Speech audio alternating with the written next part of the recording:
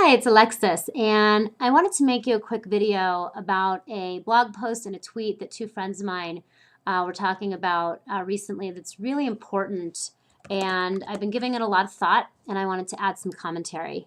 And it all started with a tweet by a friend of mine and mentor, Bryan Franklin. And Bryan commented via Twitter that I noticed that the speakers with $1 to $3 million businesses were fascinated with marketing, and the speaker with the $100 million business was fascinated with customers.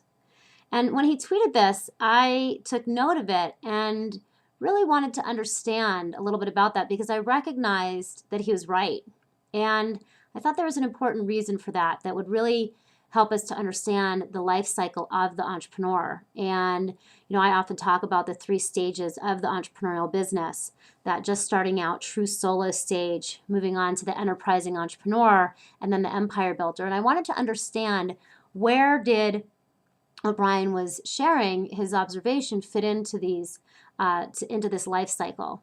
And then Jonathan Fields, one of my favorite bloggers, commented, and he wrote a blog post about it on 7 simple ways to serve, solve, and delight customers, noting that really the opportunity is for all of us, not just those of us with $100 million businesses, to become fascinated with really serving our customers.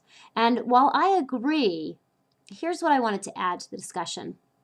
It is that before we hit $1 million in revenue, what I noticed, the biggest barrier for most people, and my barrier as well before I hit $1 million in each of my companies, was that I couldn't focus in on the customers because truly I didn't really know exactly who my customers were.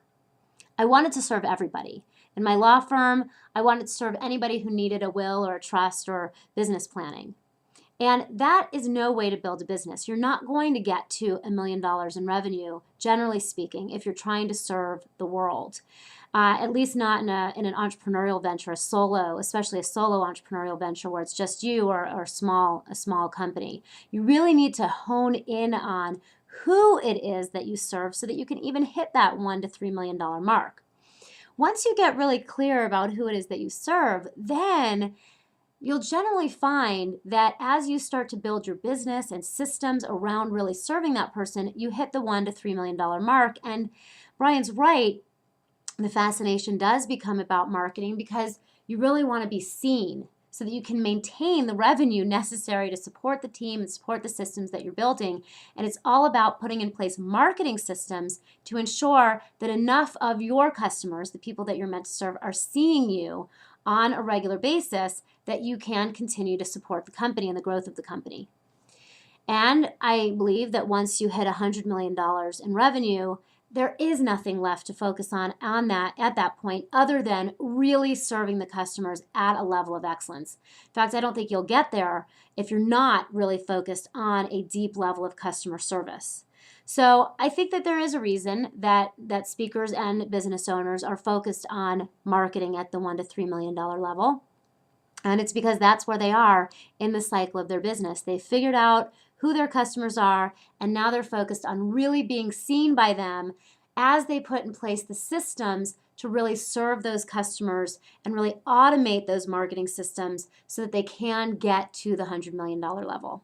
So if you are fascinated with marketing and really being seen, make sure that you're focusing on being seen by the right people, not trying to be seen by everyone, not trying to market to the whole world, but really specifically, who is that customer?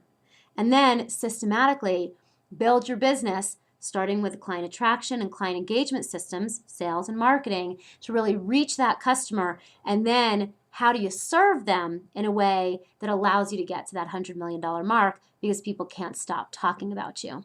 So that's what I add to this commentary. You can find Bryan Franklin on Twitter and Jonathan Fields on Twitter, and both of them at blogs by their name, bryanfranklin.com and jonathanfields.com. And I look forward to hearing your contribution to the discussion as well. Comment right here on the blog, or come on over to Twitter and let's talk about it there. See you soon. Bye-bye.